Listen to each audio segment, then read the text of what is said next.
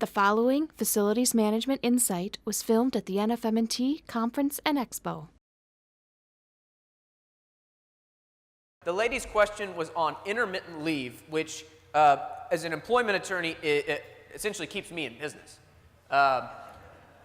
There are very few obligations under federal employment law that are more onerous and more burdensome on employers than the concept of intermittent FMLA leave.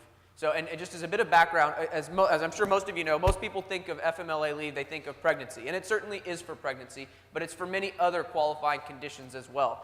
All serious health conditions and the serious health conditions of family members can be FMLA qualifying events. Now, normally when people think of FMLA qualifying events, they think, okay, so you're going on FMLA leave, you're going to be gone for 12 weeks, and then you're going to come back. Well, what they don't realize is that the statute actually provides for something called intermittent FMLA leave. And intermittent FMLA leave means that you don't have to take all of your entitled leave at the same time.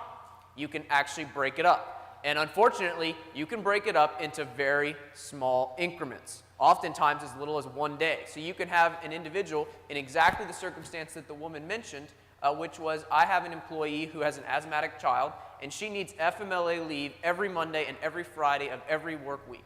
Is that legal? For 1 hour, though. What? 1 hour. For 1 hour. She's late every morning, Mondays and Fridays, for 1 hour.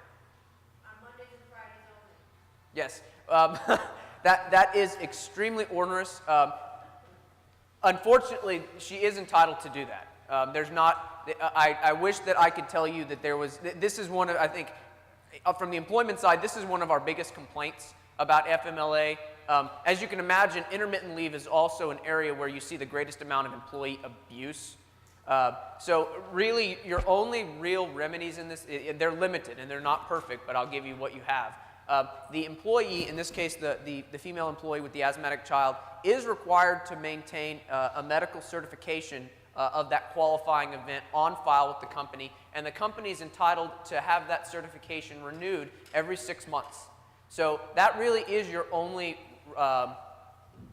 remedy, and it's an imperfect one at that, but that's all I can offer you, which is every 6 months you can go back to that employee and say, you know, here is the medical certification, take this to your doctor, and the doctor needs to bring that certification, needs to return that certification saying, yes, the child still has asthma, yes, they still need the 1 hour of treatment every Monday and every Friday.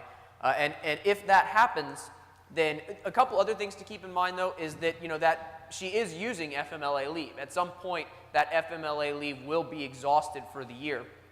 Also keep in mind a couple of the strategies for that. You can run the company's vacation, sick, and other accrued benefit time with FMLA leave. So if you want to deter that conduct, then instill that policy. Say, look, you're going to be taking this time off, but you're using your company-issued vacation as well.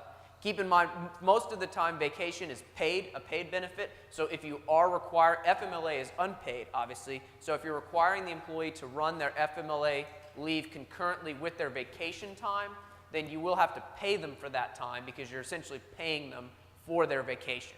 But you're not allowing them to put the vacation in on top of the FMLA entitlement that they receive.